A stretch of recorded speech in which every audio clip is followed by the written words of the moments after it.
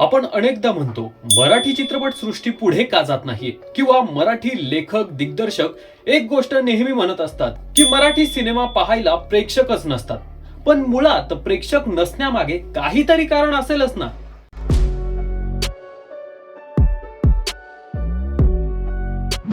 नमस्कार, मी प्रतीक. तुम्ही पाहताय गल्ली से दिल्ली तक. मित्रांनो, मराठी चित्रपट चालतच नाहीत हे म्हणणं खरंच चुकीचं ठरेल. खरं तर भारतीय चित्रपट सृष्टीची सुरुवात मराठी माणसाने केली. दादा कोंडके, लक्ष्मीकांत बेर्डे, अशोक सराफ, सचिन पिळगावकर, महेश कोठारे यांनी एक काळ गाजवलेला आहे. आजच्याही काळात सैराट, बाईपण भारी देवा, तसेच वेड, पावनखिंड, दुनियादारी हे चित्रपट बॉक्स ऑफिसवरही गाजले आहेत. परंतु चित्रपट अनेक येतात आणि त्यापैकी क्वचितच बॉक्स ऑफिसवर टिकतात. याचं सर्वात मोठं कारण म्हणजे मराठीतील लेखक दिग्दर्शक मंडळी कष्ट घ्यायला कुठेतरी कमी पडतायत असं वाटतं. साऊथचे दिग्दर्शक काल्पनिक चित्रपट बनवायला सुद्धा 3 ते 4 वर्ष लावतात आणि मग तो सिनेमा जगासमोर आणतात.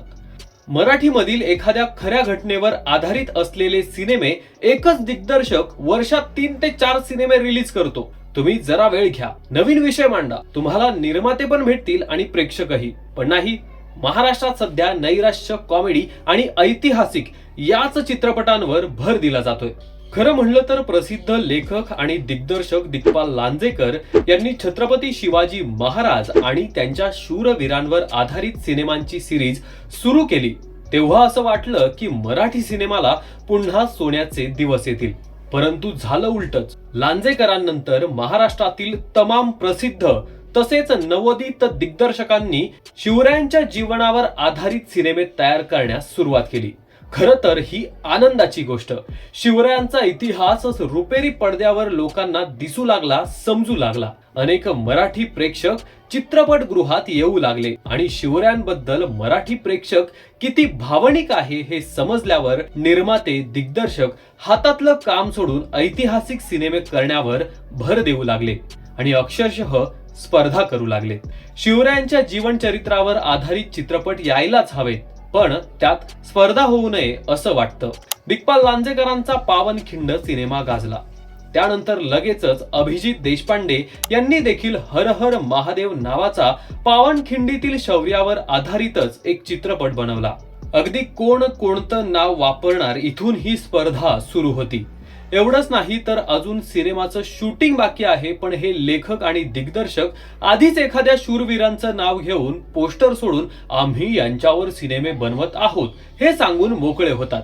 कारण कोणी दुसऱ्याने ती कथा वापरून चित्रपट बनवू नये. उदाहरणार्थ महेश मांजरेकर यांचा वेडात मराठी वीर दौडले 7, रवी जाधव यांचा बाल शिवाजी हा चित्रपट, अजय अरेकर यांचा वीर मुरारबाजी हा चित्रपट, रितेश देशमुख यांचा चित्रपट राजा शिवाजी, तसेच अमोल कोल्हे हे सुद्धा शिवप्रताप गरुडझे प्रमाणेच वचपा नावाचा अफजल खानाचा वध या प्रसंगावर आधारित चित्रपट बनवत आहेत. म्हणजेच ही सुद्धा दिग्पाल लांजेकरांच्या शेर शिवराज या चित्रपटासोबत स्पर्धात झाली. त्याचबरोबर भद्रकाली, तारा राणी हे सिनेमे देखील विंगेत आहेत.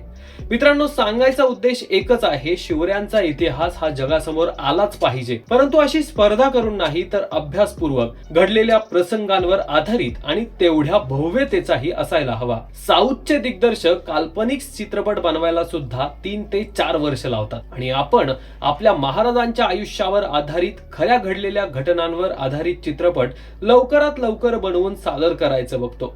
त्यामुळे नक्कीच वेळ आणि कष्ट घेऊन सिनेमे बनवा. मराठी प्रेक्षक आपल्याला डोक्यावर घेतील. मी व्हिडिओच्या सुरुवातीला म्हटलं होतं की दिग्दर्शक निर्मात्यांना लुबाडतात.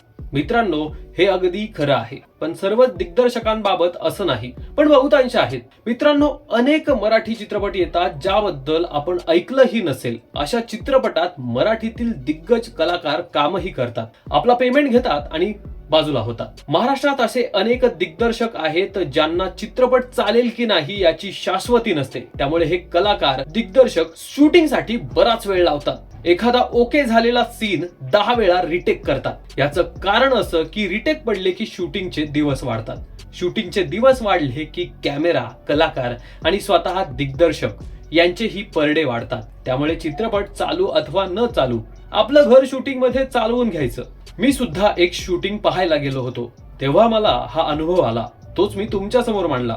आज अनेक मराठी चित्रपट फॉरेन कंट्रीमध्ये बनवले जातात. पण का?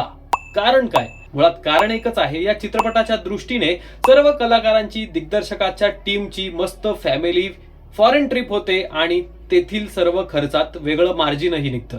त्यामुळे खरा चुना लागतो तो निर्मात्याला आणि मग चित्रपट चालू अथवा न चालू आम्हाला काही घेणं देणं नाही. आम्ही आहोतच म्हणायला. मराठी प्रेक्षक मराठी सिनेमे पाहत नाही.